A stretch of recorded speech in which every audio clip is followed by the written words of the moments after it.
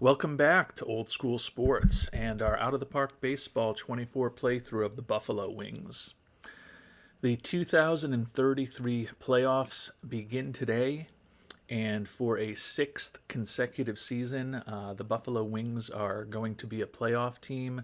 We are the NL East winners for a second consecutive season, third time in this playthrough, and with a 104 and 58 record on the season, the Wings are the best team in baseball, and we will have home field advantage in every series for as long as we are alive in the playoffs. And as I mentioned, this will be our sixth trip to the playoffs in our 8 years as GM slash manager of the Buffalo Wings. We have made it to the NLCS 3 times, lost each time that we have made it that far. So we are yet to make a World Series and certainly feel like this is our best opportunity yet. The 104 wins is the most that we've ever had in a season. We've got home field advantage for as long as we're alive, as I mentioned. And I feel like in a lot of ways, we've got the best team in baseball. Taking a look at our team statistics, second in the National League in runs scored, first in the National League in runs allowed. That's a pretty impressive combination.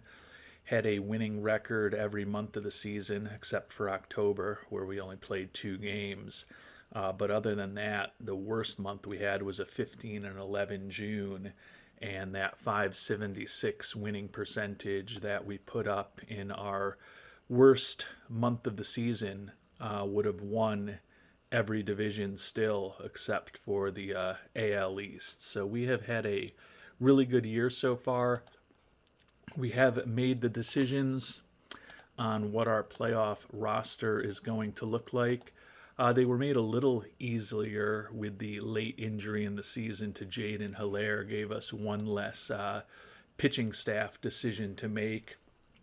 We have paired our pitching staff to 12 pitchers, and the lefty Kyle Backus, who has had a nice run for us the last few years. You can see 3 straight years with an ERA below 3, but his ratings are definitely regressing a bit.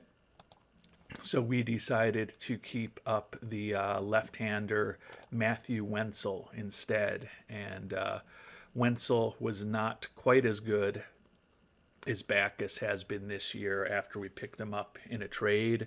But you look at his combined statistics between the Giants and our Buffalo Wings, and he has also had a pretty effective year. Only a 2-pitch guy, but we think he should be a little better out of the bullpen. So we've gone with 12 pitchers, and what that means is that Ohtani makes the roster. He won't be starting. Came back from that torn labrum late in the season. Only 2 for 13, although both of those hits were doubles. He is no longer a pitcher. Taking a look at his ratings, and you can see his stuff is down to a 35. His movement is well below average. Still can get the ball over the plate, but he is just kind of tossing it over the plate and letting people hammer him potentially, especially with those extreme fly ball tendencies and his struggles to hit 90 on the radar gun at this point. His bat certainly isn't what it used to be either, but we're still holding out hope that in a important pinch hit at bat against a right-handed pitcher at some time during this potential playoff run, Ohtani's bat may serve us well. He has been a cornerstone of our team, along with Adley Rutschman, for many years at this point. And it's almost certainly going to be our last run with Ohtani. We do have a team option for $3 million for him for next season.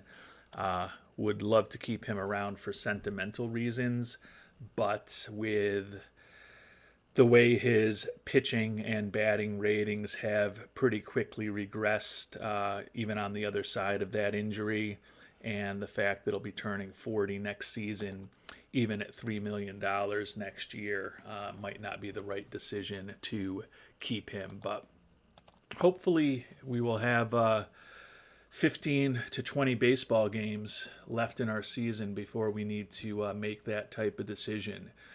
We've got a few days to rest up as we get ready for the NLDS.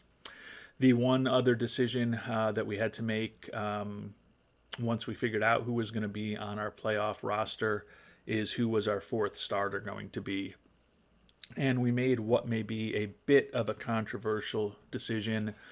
Sabatka, who has at this point led the National League in wins or tied for the NL lead in wins 2 straight years, is clearly our ace, but he is being very pressured in that role by the excellent young pitcher Sincere Shazier, 10-3 record, 2.38 ERA with more than a strikeout per inning over 121 innings this year. So we really like the two of them.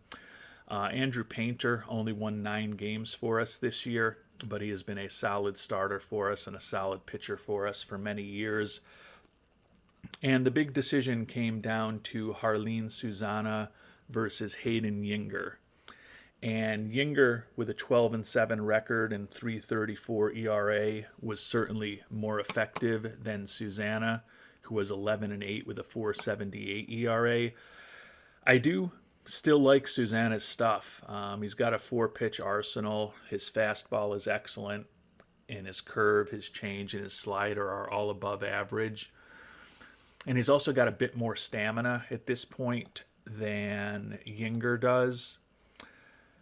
So although Yinger had a better season this year, my thought is we can put Yinger into the stopper role in the bullpen and get a lot of hopefully important high leverage innings out of him. And there is potential that we could win a World Series and only need Susanna to pitch twice. That's the best case scenario, and that would mean that we would be sweeping the NLDS 3-0, not need a fourth starter in that series, and then could potentially use him as a fourth starter in an NLCS and a potential World Series. More realistically, even if we made it to the World Series, we'd probably have to use him 3 times.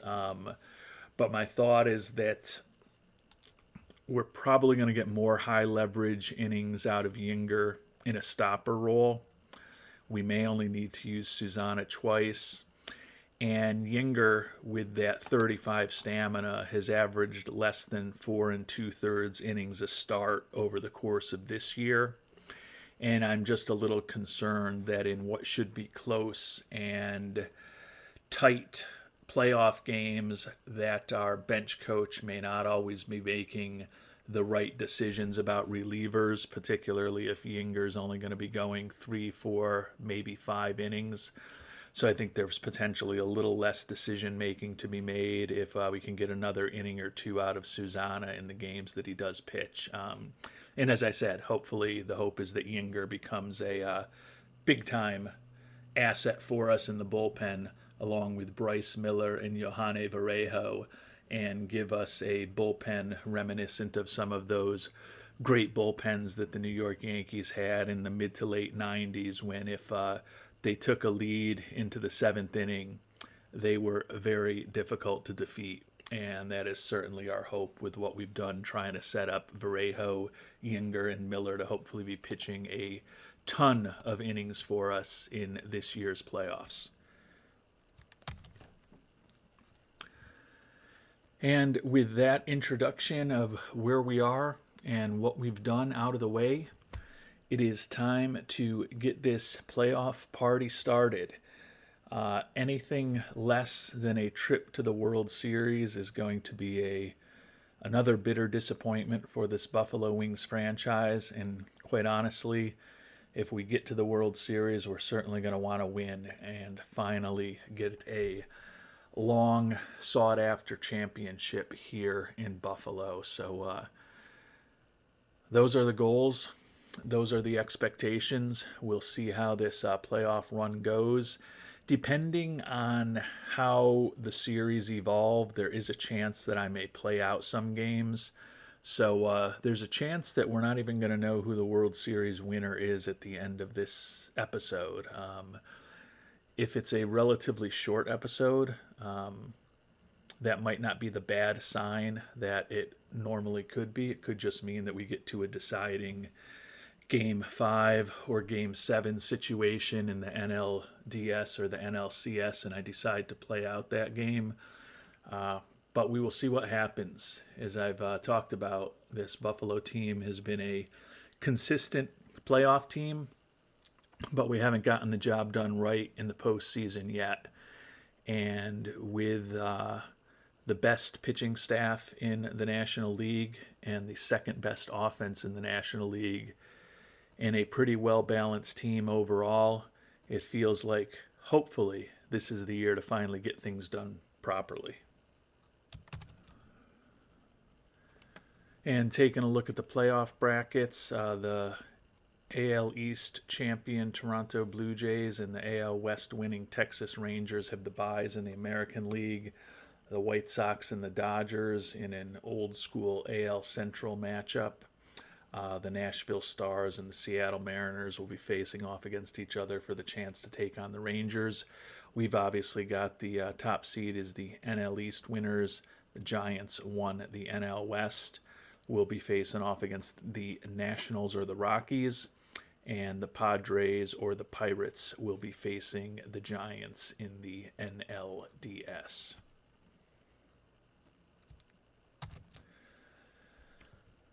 And there were some relatively easy series in the wild card rounds. The Tigers swept out the White Sox. The Mariners swept out the Stars.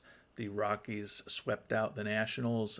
The only series that went to 3 games saw the Pirates take out the Padres. So we are going to be facing off against the Colorado Rockies. So we'll be able to be dealing with the intricacies of pitching in Coors for at least one game, hopefully only one game, assuming that we win the first 2 games in Buffalo. But that could be an interesting challenge for our Buffalo Wings team. We hit a lot of extra base hits, but we don't have a ton of home runs, so that could be an interesting challenge for us. Certainly looking at Andrew Painter, his movement is only average.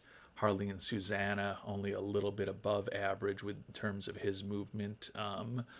So neither one of them is an optimal Coors Field pitcher, but we are still going to go with our 2 big guns, Sabatka and Shazier, in the first 2 games at home and hope that we can take a 2-0 lead to Colorado when all is said and done for these first couple games here in Buffalo. Taking a look at the series, we won the season series, swept Colorado all 3 games that we played them.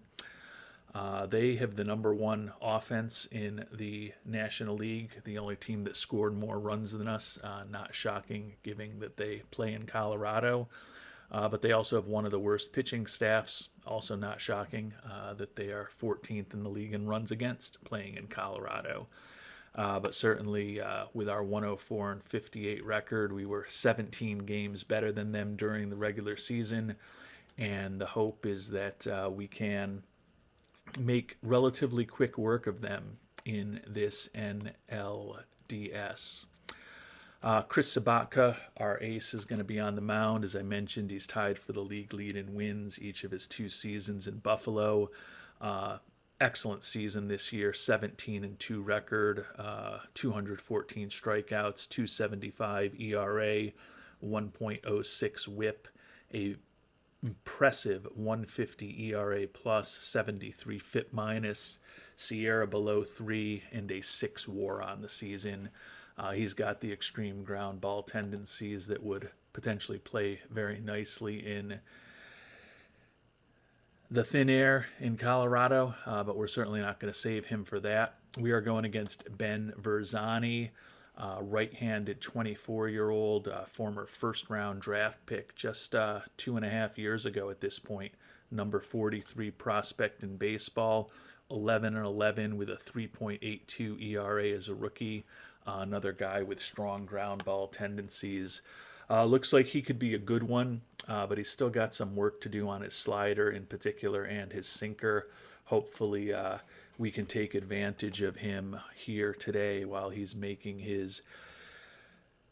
Actually, it probably is not his playoff debut, although if he's listed as their number 4 starter, perhaps he didn't pitch at all in the postseason. Yeah, this is his. This will be his playoff debut. So Sobotka against Verzani. Let's hope we can get this off to a good start. And of course, we do not. A 3-1 loss. So I hate losing the first games of these 5-game series because it puts a lot of pressure on the team. Got a home run from Collier, but it looks like Sobotka probably gave up both of those. I guess we'll know more when we look at the box score. We scored a run in the 5th to take a lead, and then they jumped right back with 2 in the 6th, and then they added an insurance run in the top of the 8th. Not a lot of offense, a couple hits, including the homer from Collier, and a couple hits from Vance Honeycutt, and that was it for our offense. Sobotka had a quality start, did only give up one of the home runs when all is said and done. Yinger, who we viewed as having an important bullpen role for us, did give us 3 innings out of the bullpen, but the one hit he did allow looks like it was a solo shot. Sobotka, 5 hits and a walk over 6 innings, 2 runs allowed, struck out 7. Did a nice job, but not as good a job as Verzani, who allowed only 2 hits and 2 walks and 1 earned run over a 5 1/3. And then Acuna and Misiorowski combined to allow 2 hits over the final 3 2/3 innings. So we are already not quite up against it, but not in the situation that we would like to be. Definitely feel like this is as close to a must-win game as we can have without it actually being a must-win game. And we've got our rookie on the mound now making his Major League playoff debut. Sincere Shazier, as we mentioned, number 23 prospect in baseball, combined for a 17-5 record this year between AAA Albany and the majors in Buffalo. Came up when we suffered that very unfortunate injury to our star two-way player Juan Estrada, and Shazier honestly probably pitched better than we would ever hope for Estrada to pitch. Obviously, Estrada also brings the bat, so clearly the loss of him is significant, but going to need a big outing from Sincere Shazier today. Alfonso Hernandez on the mound for the Rockies, a left-handed starter, so we'll get to use a little bit different of a lineup. Doesn't have a ton of movement on his pitches. Split the year between Cincy and Colorado. Only started 5 games, so they may be using him as a bit of an opener or something, although he's got enough stamina to do okay. But he was 4-3 with a save, 188 ERA over 38 1/3 innings in Colorado. So actually a pretty productive season from him in terms of his stats. But still think this is clearly a game that we need to win. And we do get the win today. Looks like it ended up going into the bullpens. 6-4 victory. A load of home runs from the Rockies. Jordan Westberg, Adley Rutschman, Mike Heiner, and Vance Honeycutt all go yard. So we got the win we needed to tie things up, which is good. We once again jumped out to the lead in the game. We were up 2-0 heading into the 4th when they got a run. We took a 3-1 lead into the 7th. They took the lead from us, though, with 3 runs in the top of the 7th. Have that 4-3 lead. We came back with 3 in the bottom of the 8th and then held on for the victory. A little more offense today with 9 hits, led by Rutschman, who was 3 for 4, including the solo home run that he hit. In addition to those 4 home runs, we also got doubles from Seifu and Rutschman. So good to see a little bit of offense. Sincere Shazier did well for us, only pitched 5 innings, but 1 earned run and 8 strikeouts over those 5 innings. Varejo came on and got a hold. Hayden Yinger blew the save, gave up a home run for a second straight day. So the thought that we might be getting some big innings from him out of the bullpen has not proven to be an accurate one so far, but hopefully he can get a day off tomorrow as we are traveling to Colorado and then be ready to help us potentially in games 3 and 4. Carrillo ended up getting the W when he came on to pitch the 8th and then we scored obviously in the bottom of the 8th, and then Bryce Miller with the save struck out 2 batters. So even things up here. Unfortunately, the Rockies have seized home field advantage from us, but definitely got important victory to at least ensure that we are tied with them 1-1 heading to Colorado. As I mentioned, we don't necessarily have the pitchers that we would love to have on the mound for these games in Colorado. I think they could definitely score some runs off us. Painter does have ground ball tendencies, but again, that movement is not exceptional. Gave up 22 homers this year in 182 and 2/3 innings pitched. But he walks the fewest batters in the National League this year. And he's going to be going up against Harlan Campeau. He looks like a good one. Number 7 prospect in baseball, 23 years old, has electric stuff, excellent movement, ground ball tendencies. Only 8-8 this year, but he struck out 180 batters in 153 1/3 innings. Somehow did give up 23 home runs. I think that's the Colorado factor. 370 ERA, 268 Sierra. So this is definitely a tough pitching matchup for us today. We're going to hopefully have a good performance on the mound from Painter to keep us in the game, and hopefully we can grind out some runs against the excellent young pitcher Harlan Campeau. And it looks like that's not the situation. We now officially do have our backs up against the wall, a team that we were 17 games better than in the regular season, and a team that we swept in the regular season has taken 2 out of the first 3 against us. We continue to hit some home runs. Vance Honeycutt with his 2nd of the series and Bobby Bolig, but they beat us 5-3. Painter took the loss. They scored early and often runs in each of the first 3 innings to take a 4-0 lead into the 4th. We chipped back to make it 4-3 by the bottom of the 5th.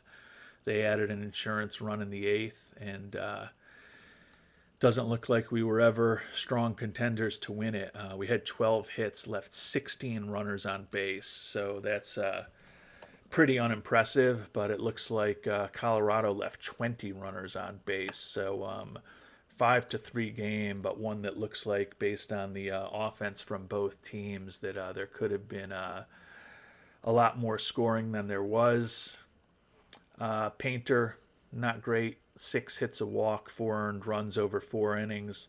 Sullivan and Varejo came on for some scoreless relief, and then Yinger for a 3rd consecutive game appears out of the bullpen. And for a 3rd consecutive game, he allows runs to score. So that has not worked out for us, and we'll find out the extent to which that was a potentially really bad decision to move him into the pen, because the guy who we decided to pitch in the rotation instead of him, Harleen Susana, is going to be pitching tomorrow here in Colorado with the potential for a really bitter finish to our season. Susana, 11-8, 4.78 ERA. His profile certainly looks better than his performance, but his performance, he is what he is. We think we can get more innings out of him than we do with Yinger, but probably going to need us to score some runs today against John Ryan, right-handed pitcher who was 5-5 this year with a 4.80 ERA. Looks like a solid, respectable major league starter. certainly the type of guy that we're going to have to beat if we're going to make a long run in the playoffs. And obviously got to beat him just to have a chance of our playoff lives continuing at this point. So game 4 here in Colorado, our Wings are down 2-1, and our season is over. So this has been a disastrously disappointing performance in the playoffs. 104 win team taken out 3-1. Rockies crush us 10-4. Susanna obviously could not have been too good. We scored in the first, but they scored runs in the first, second, third, and fifth innings to blow things wide open. They took an 8-1 lead into the sixth. We chipped back with a couple, but just a brutal finish to what was a season where I felt like there was a lot of hope for this team to finally do things well in the playoffs. 14 hits today, sickly 24 men left on base. Just a brutal series. Susanna, of course, got crushed. I guess the only solace I take in the decision that I made to have him as our 4th starter instead of Yinger is that Yinger, as we talked about, gave up a run in all 3 of the games that he appeared in this series in relief. So who knows if Susanna had been in the rotation and Yinger had, or if Susanna had been in the bullpen and Yinger had been in the rotation. Doesn't seem like it could have gone worse for us, losing the series 3-1. But Wenzel gave up some runs. Sullivan, left-hander, came on and got crushed. Noriega, Hill, basically everyone except Carrillo, who only faced one batter and threw 5 pitches, gave up runs for us in this game. And a excellent regular season has been completely wasted. The season is over for our Buffalo Wings.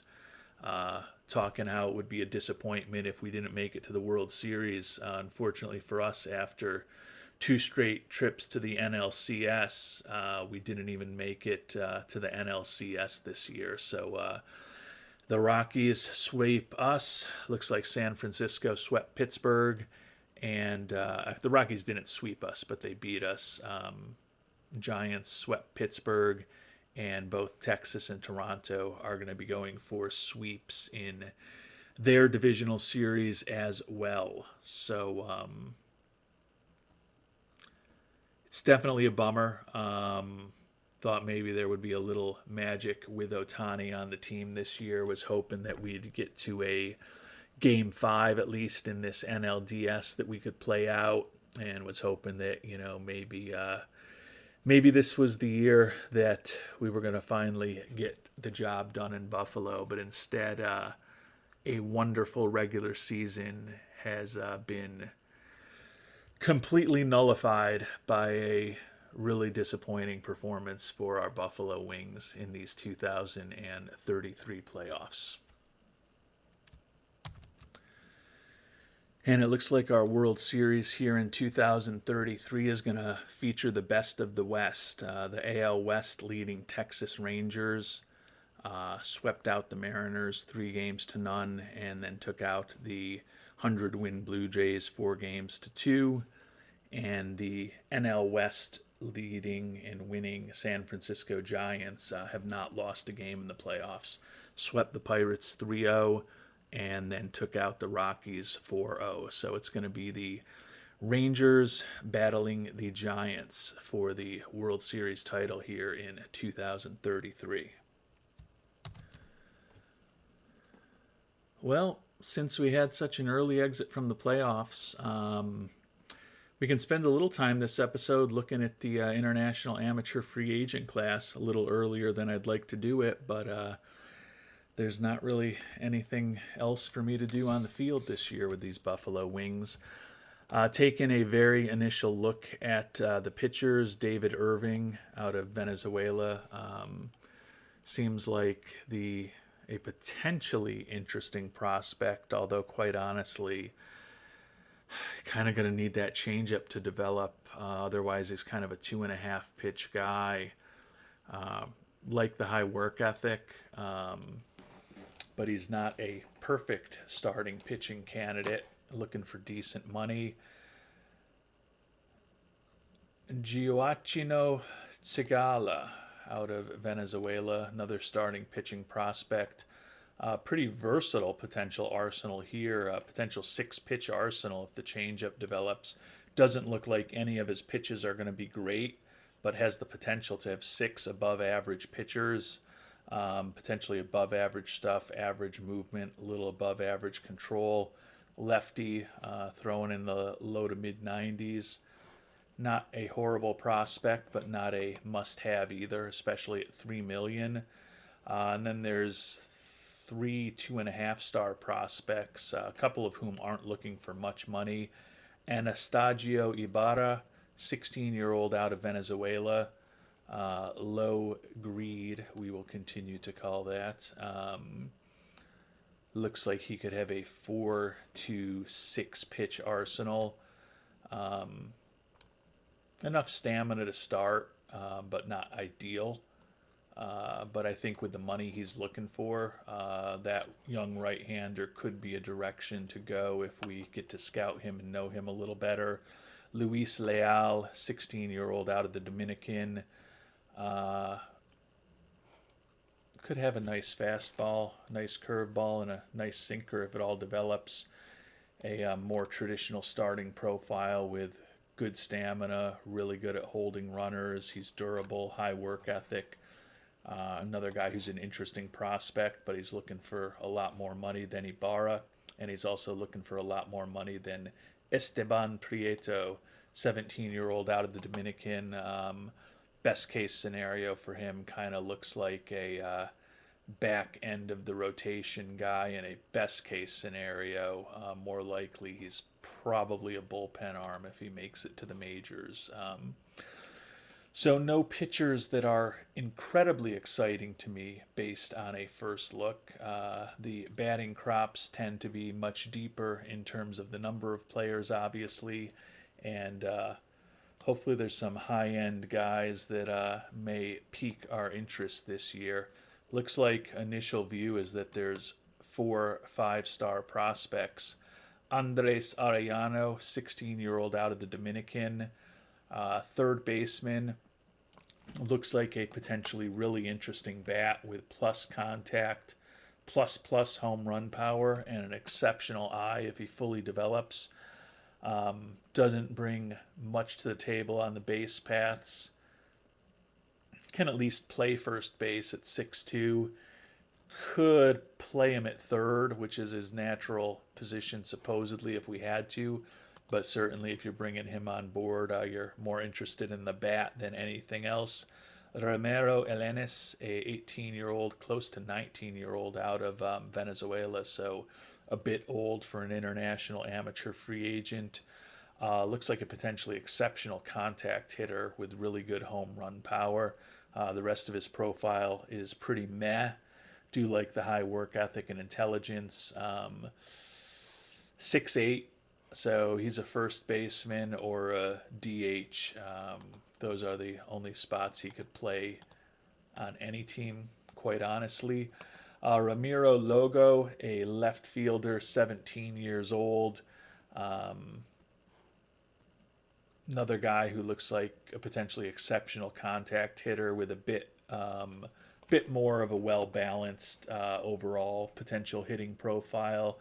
Looks like a natural left or right fielder. Not a ton of speed. Not in love with him either. Ishmael Velasco, a center fielder. This is a little more interesting to me. Like the durability, like the high work ethic and a lot of positive traits in his personality. He's got a little bit of speed. He's got nice range in the outfield.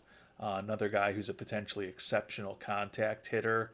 The rest of his batting profile isn't quite as impressive, but, outstanding contact with plus home run power is still a pretty attractive combination, particularly for an outfielder with a pretty nice range.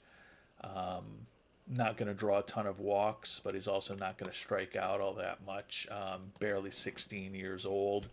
I think from first look, I'm probably most intrigued by the most well balanced of the prospects, which is Velasco. Take a look at these other two prospects that we think are a little more interesting, at least in terms of, again, our very low accuracy initial reports from our scout. A couple of third basemen, Edgar Pietri, Dominican, could actually play third base, could certainly play first base, could play a corner outfield spot. So there's a little bit of defensive versatility here. Potentially interesting home run bat who will draw some walks. Not the least interesting prospect I've ever seen in my OOTP career. And then the last guy we'll look at right now, actually he's not, because we're going to look at this catcher too, is Jorge Vivanco, a 18-year-old third baseman, kind of third base defensive type profile, 6'2". He could also play first. Another guy who could play the outfield. He's got a nice arm for right field. Interesting-ish hitter, like the high work ethic. I don't love either of these third basemen, but they're both respectable prospects. The catcher Alejandro Castillo looks pretty average defensively. His batting profile, if he fully develops, is kind of looking what Andres Medina is today, given that Medina never became what we hoped he could when we had originally picked him as an international amateur free agent, I think close to a decade ago at this point. But not as good defensively as Medina, obviously. Not all that interesting a prospect. And there's only a couple other guys who we think are even three-star prospects at this point. Just looking at the ratings, Dominic Leyland, pretty balanced batting profile for the Aussie center fielder, like his durability. Could play right field, could play left field, obviously, and he could play center field. Not ideal at center, but he's not the worst prospect in the world. So I don't think there's a obvious first ballot Hall of Famer among the 10 or so players that we've looked at thus far, but certainly will be somebody that we end up spending a good chunk of money on. But we'll be spending a lot more time doing a full review of these players in the coming weeks and months of game time. And then obviously we've got until January before we're actually going to be able to make offers to any players. So things will evolve from there. If you have thoughts on which direction you might go based on these very early scouting reports, would love to hear them. But obviously we've got a long way to go until we're going to know these players a lot better, and also got a long way to go until we're going to have to actually make a decision on who to make an offer to and how much.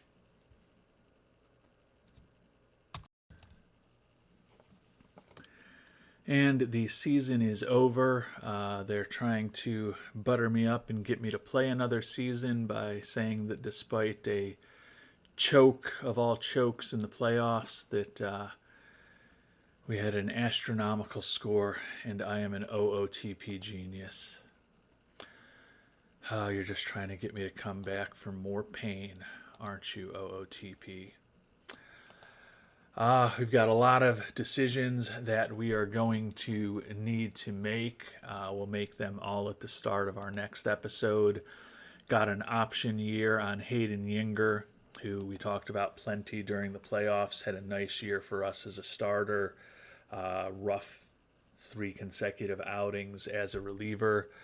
33-year-old, not making a ton of money.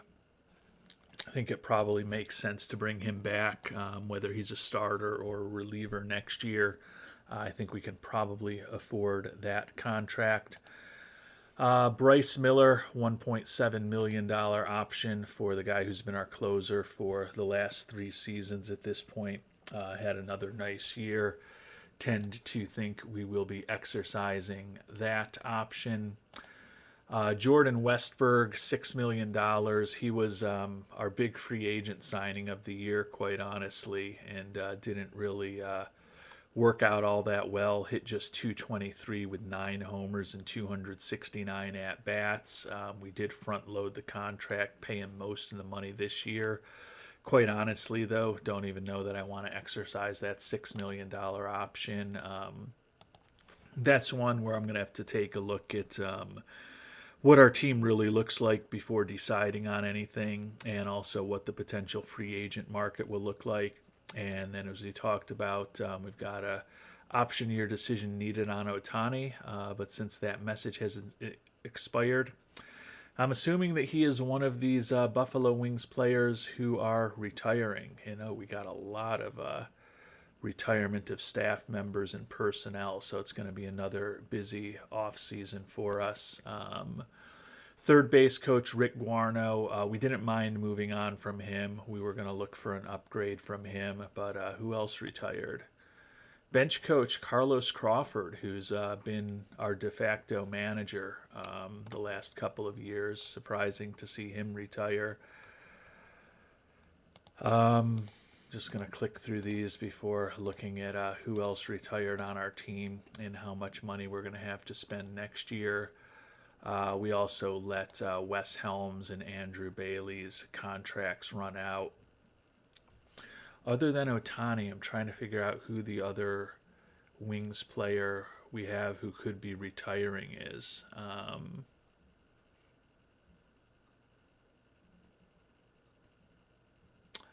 Could be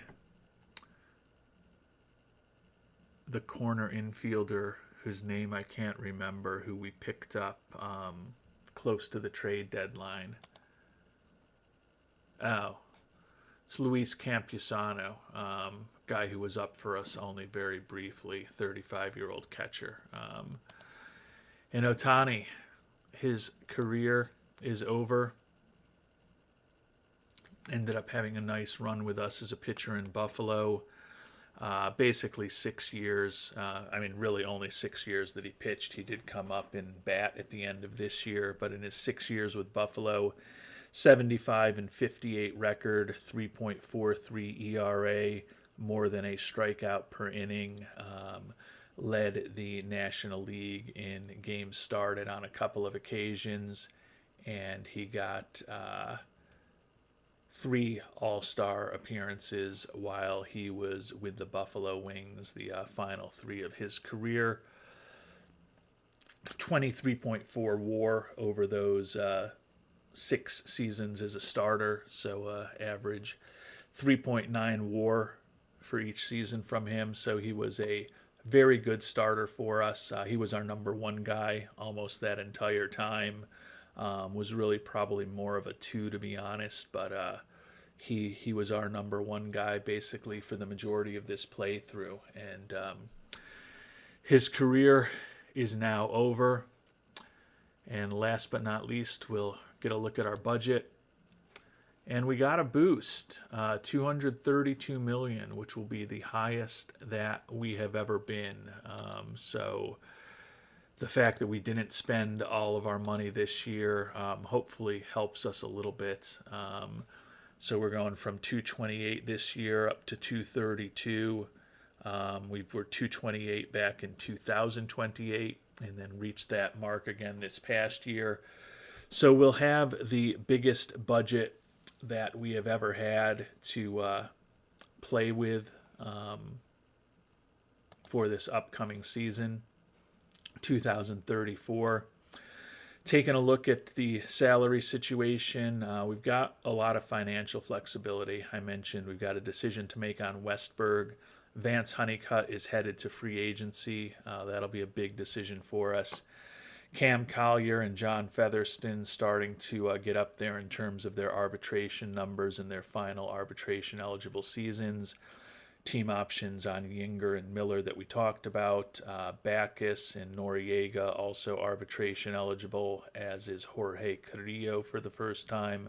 Juan Estrada and the rest of the guys who are potentially on the 40-man roster are all making the minimum at this point. So we're going to have some money to spend this off season. This upcoming 2034 season is likely to be our final go-round with Rutschman. So Ohtani and Rutschman, the two big free agent acquisitions that we've made over the course of this playthrough. Ohtani's career is now over, and Rutschman, as I talked about, could very well, almost certainly, be heading into his final season with us here in Buffalo. So we are going to do a much deeper dive on how all of these players performed this season in our next episode, and then obviously we'll make the final decisions as far as some of the option year decisions that we have to make.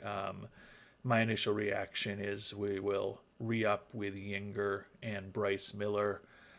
Jordan Westberg is a much less clear situation to me.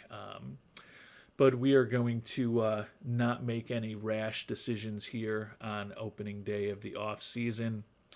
We're going to wait and do our typical annual review of all of our players and start thinking about who we want back, who we don't want back, and also take an initial look at who the potential free agents are before we decide whether we should pay Mr. Westberg $600,000 to go away or re-up with him for $6 million next year and hope we can get a little more out of him potentially.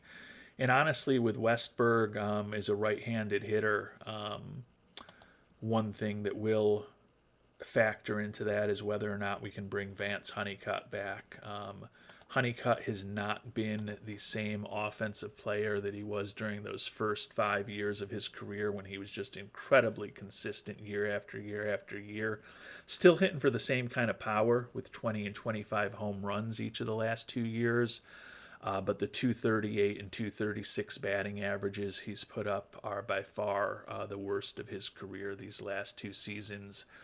Same thing could be said about his 107 and his 106 WRC pluses. He's consistently still been an above-average offensive player, but he seems to be trending in the wrong direction. He's 30 years old. He's fragile physically, and he's looking for $20.5 million a year over 9 years up through his age 39 season.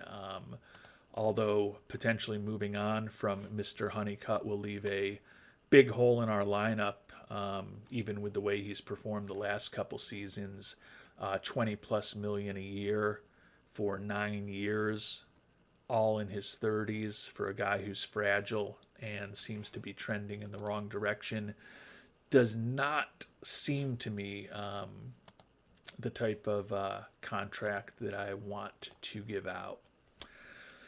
But as I said, we will take some time to really let the pain of this season permeate our soul and our thoughts as we prepare for our next episode and our deep dive into our entire Major League roster, figure out who we think we want back next year, who we definitely want to move on from, and what a initial view of our 26-man roster will look like.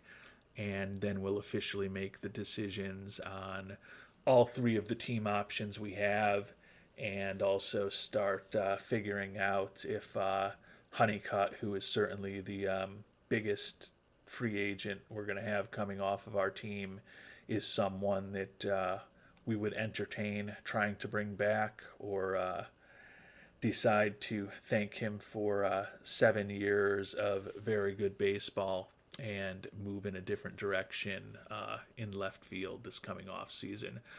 So we're going to have a lot of big decisions to make. I think we're going to be hopefully making those decisions from a relative position of strength with a 104 win season. And again, most of this team, all of this team, essentially, in terms of the real impactful players, can be back with us next year if we want. Josh Springer, the catcher who used to be our backup, who spent this year in AAA, and Vance Honeycutt are the only players that could be challenging for us to bring back. Everybody else, if we want to bring them back, we can bring them back. So that makes me feel decent about the spot that we're in, despite the bitter finish to the season. We can basically run things back with the exact team that got us here, with the exception of Vance Honeycutt. And I feel like we're going to have a fair amount of money if we don't bring back Honeycutt to hopefully find some help to replace him, and maybe find whatever that magical thing that we don't have, that we need to get this team into a World Series and hopefully winning a championship is. And we'll be spending a lot of time trying to figure out what it is that this franchise is missing in our coming episodes, because although we've had a nice run with Buffalo at this point, the very strong regular season performances have always resulted in playoff disappointment, and would like one of these years for our Buffalo Wings to be celebrating a World Series championship. But the only thing we know for sure at this point is that it did not happen in the 2033 season.